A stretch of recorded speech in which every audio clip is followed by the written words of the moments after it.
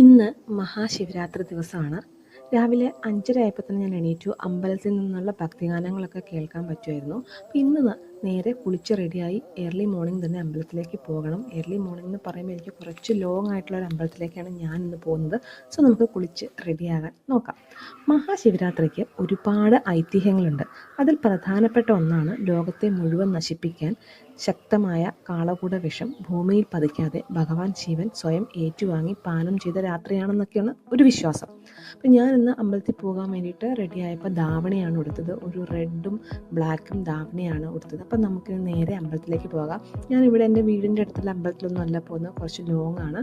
അപ്പം നമുക്ക് അങ്ങോട്ടേക്ക് പോകാം. ഞാനങ്ങനെ ഇരിക്കുന്നത് നമ്മുടെ പാലായിലുള്ള പുലിയന്നൂർ ശ്രീ മഹാദേവ ക്ഷേത്രത്തിലേക്കാണ്. അപ്പം നമ്മൾ പറഞ്ഞുകൊണ്ടിരിക്കുന്നത് ഐതിഹ്യങ്ങളെക്കുറിച്ചിട്ടാണ്. ഇത് കൂടാതെ പാലാഴി മഥനത്തിനിടെ ഭൂമിയെ നശിപ്പിക്കാൻ പോകുന്ന വിഷം പുറത്തു വന്നപ്പോൾ ലോകരക്ഷയ്ക്കായി ശിവൻ അത് കഴിച്ചതും അതിനുശേഷം വിഷം അകത്തോട്ട് പോകാതിരിക്കാൻ പാർവതി ദേവി കഴുത്തിൽ മുറുകെ പിടിച്ചതും അതുകൊണ്ടിട്ടാണ് ഭഗവാന് നീലകണ്ഠൻ എന്നുള്ള പേര് വന്നതും എന്നറിയപ്പെടുന്നു. ഇതുകൂടാതെ മറ്റൊരു ഐതിഹ്യമാണ് ശിവപാർവതി വിവാഹം നടന്ന രാത്രി എന്നത്. അതുകൊണ്ട് തന്നെ വിവാഹം കഴിഞ്ഞ സ്ത്രീകൾ ദാമ്പത്യ സുഖത്തിനും ഭർത്താവിൻ്റെ ക്ഷേമത്തിനും വേണ്ടിയിട്ട് ശിവരാത്രി വ്രതം എടുക്കുന്നു. അതുകൂടാതെ വിവാഹം കഴിക്കാത്തവർ നല്ലൊരു ജീവിത പങ്കാളിയെ ലഭിക്കാനായി വ്രതം നോക്കാറുണ്ട്. ഇതൊക്കെയാണ് ഒരു വിശ്വാസം. മറ്റൊരു ഐതിഹ്യം എന്ന് പറയുന്നത് താണ്ഡവ നൃത്തമാണ്. പ്രപഞ്ചത്തിൻ്റെ സൃഷ്ടി, സ്ഥിതി, സംഹാരം എന്നിവയെ സൂചിപ്പിക്കുന്ന ദിവ്യനൃത്തം ശിവനാടിയ രാത്രി എന്ന് മഹാശിവരാത്രി വിശേഷിപ്പിക്കപ്പെടുന്നുണ്ട്. അപ്പം ഇത് ഞാൻ പുലിയന്നൂർ അമ്പലത്തിൽ ചെന്നപ്പോൾ ഉള്ള ക്യൂ ആണ്, ഭഗവാനെ കാണാനുള്ള ക്യൂ ആണ്. അപ്പം അതിൻ്റെ കൂടെ പകൽപ്പൂരം നടക്കുന്നുണ്ടായിരുന്നു, എഴുന്നള്ളത്ത് നടക്കുന്നുണ്ടായിരുന്നു.